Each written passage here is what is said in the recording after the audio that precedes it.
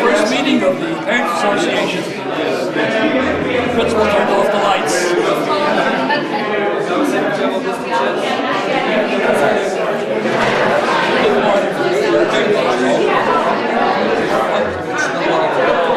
Adam, my mother went to Adam right now. He was at a leech stand. He offered the church for the meeting.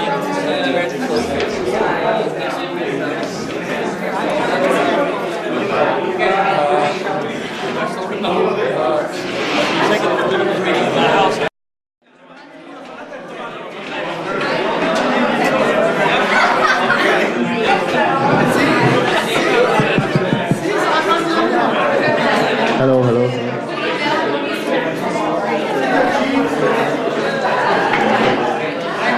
Is that where we go?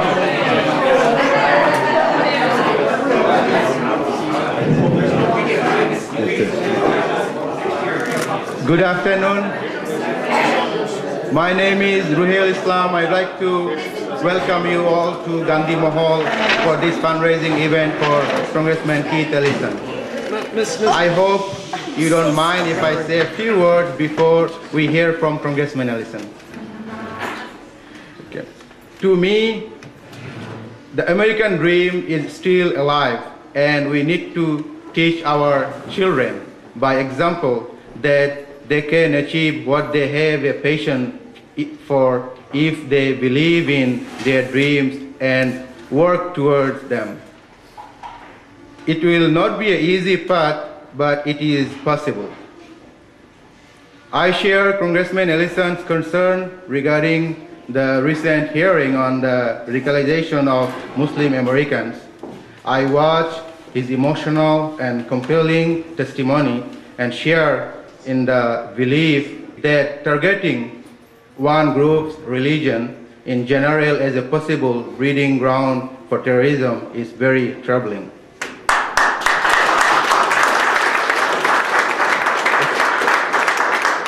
Assuming that someone must be on a path to terrorism just because he practiced Islam is just plain wrong.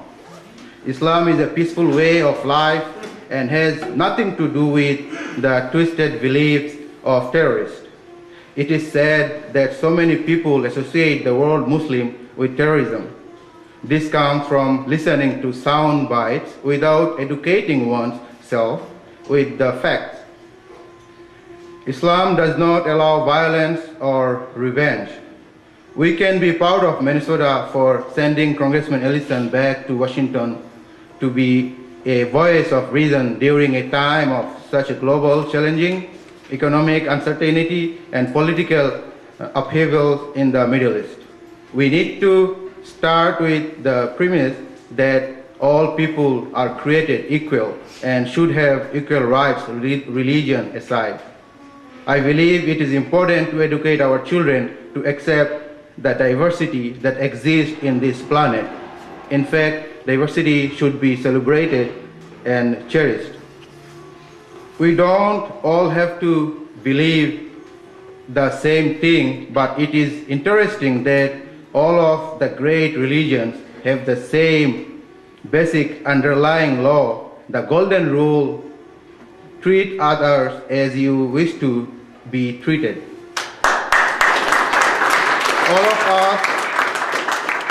All of us on this small, beautiful jewel of planet are brothers and sisters. We need to educate our children with facts so that they know more about culture that may be different from what they are used to. We need to show them that different is not bad and that we can all work together for a better world. Mohandas Gandhi set a great example for all of us to follow to achieve peaceful coexistence and self-sufficiency. Let's all set a good example of peaceful coexistence and self-sufficiency for our children to follow. Thank you, and thank you for coming again here.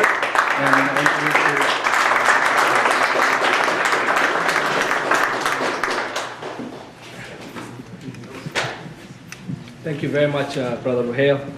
Ruhail is a great host. One thing he didn't say, he's very humble, is that he's the owner of this restaurant. So, thank you.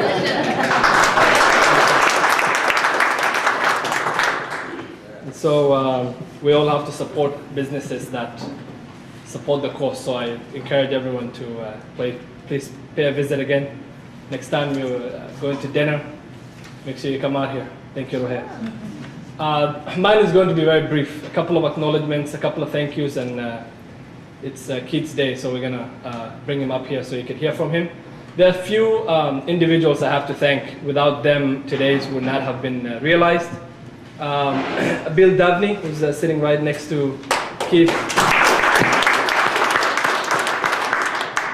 Bill is a longtime supporter of Keith, and we'd love to have his friendship and his support. There's also, if there are any elected officials in the group, in the British world we say all protocols observed. So please don't take offense if I don't mention the name. I may not know all the faces. There are many friends in the audience who have personal friends of ours and Keith's. So thank you very much for coming to support Keith. I'm going to mention a few individuals at name. Again, apologies if I've left out individuals. They are the Lawabni brothers, Ned and Abed back there. Long supporters of Keith and friends of ours. My wife Khadija, and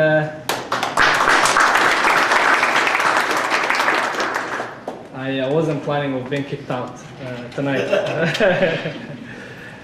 There are a few other individuals here also. Nikki Carlson, I don't know where Nikki is. Nikki is the former chair of the Minneapolis DFL. All right, Nikki. I see Jim Erickson in the back there, our friend Jim. Thank you. And of course, Hindia, who's a former staffer of Keith.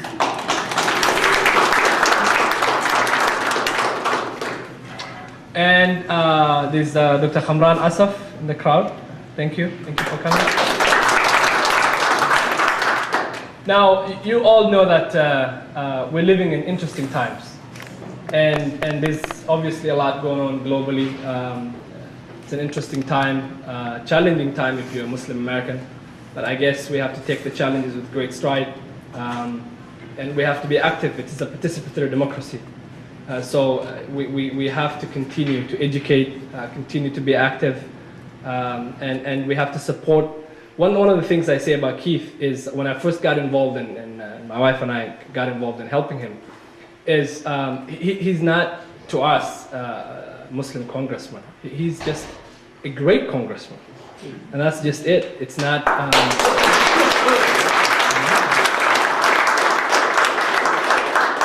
I was saying, I went to a healthcare forum yesterday that was Keith's staff hosted about healthcare access.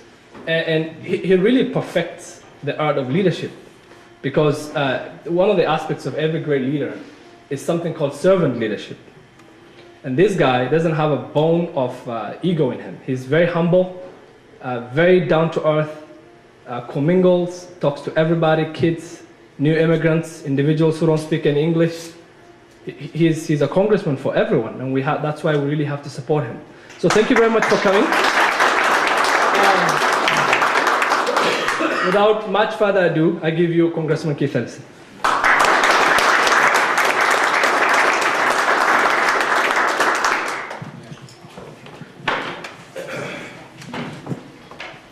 Hey there, everybody. How you doing? Good. It's good to see everybody here. Almost feels like campaign season. But let me tell you, I'm so pleased that you all came out today. It's 2012 will be here quicker than you know, and all of you guys who are out tonight giving us a hand, your support, your moral support, it just really means a ton.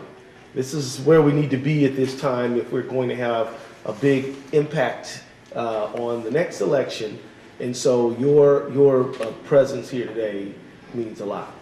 One more hand for our host. Come on now, everybody. One of the things that Rahel did not say is that he strives to acquire all of his food from local growers, and that he goes for the organic foods. And so when you're sitting down for a meal here, you're having not only a delicious meal, but a highly nutritious meal, which Dr. Abdullahi, as a physician, really appreciates. Right? We got another. And again, Khadija, thank you for all of the work that you do. You just brighten up the whole place, and you and UNC make such a wonderful team. And Bill, thank you. Bill, you should know Bill served our country for 27 years in foreign service, making friends for our country. And now he's here back home in Minnesota. The first legal job I ever had, his brother gave me, Jim Dabney. He was a state legislator. So let me just make a very few comments, and then maybe we can have a little dialogue. Our country is in the middle of an awesome debate, a generational debate, a generationally defining debate. And on the one side, we have folks who are saying, you know what? Government has no role to play in your life. They shouldn't be regulating anything. They shouldn't be funding anything. Government doesn't have a role to play. And on the other hand, there is a group that's saying, you know what? The public and the private sector have to operate together, because if you want a market to work, you're going to have some rules, and you're going to have some standards, and you're going to have some accountability, and together, and you're going to have some public investment. We need roads and bridges and universities and Head Start. And so we're in the middle of an ideological debate over what the proper role of government is. And I stand on the side that, government does a lot of good for a lot of people. In fact, it is one of those ways that we come together as a society to do what we need to do and what best serves us all. And what that means is that, yes, we're going to make sure that children can get, particularly poor kids can go to Head Start, and that people can go to the doctor, and that folks can get some health care, and that there's somebody to make sure that that mortgage that you're signing up for isn't going to explode in your face and cause you to go to bankruptcy.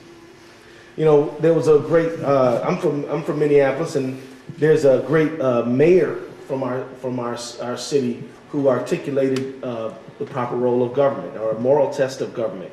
And he said, what's the proper role of government? What's the moral test of government? The moral test of government is how it treats people who are in the twilight of life, our seniors, people who are in the dawn of life, our children, and people who are in the shadows of life, people who are poor, people who are oppressed, people who are victims of discrimination. And by that moral test, I'm going to try to be your representative. By that moral test, we need to come together as a community and make sure that we are looking out for each other. I mean, that lady walking across the street, that senior who's cut a path for all of us for so many years, she may not be my mother, but she's somebody's mother. And we need to be the kind of society that says, we're not going to just let her be out there on her own with no means. We're not going to get rid of Social Security, because that's the way we keep faith with the people who have blazed trail for us. We got to say, that young guy out there hanging on the corner, maybe he's selling dope, maybe he's not. But he might not be my son or my brother, but he's somebody's son or brother. And as a community, as a society, we've got to say that we believe that he can be productive and he can make a contribution if we put the investment to develop his mind. And I believe that there's so many other instances in which we have got to be bold and courageous about our life together. On every single piece of printed material connected with my campaign, it says, everybody counts, everybody matters. We believe that. That is a guiding principle. That is how we operate.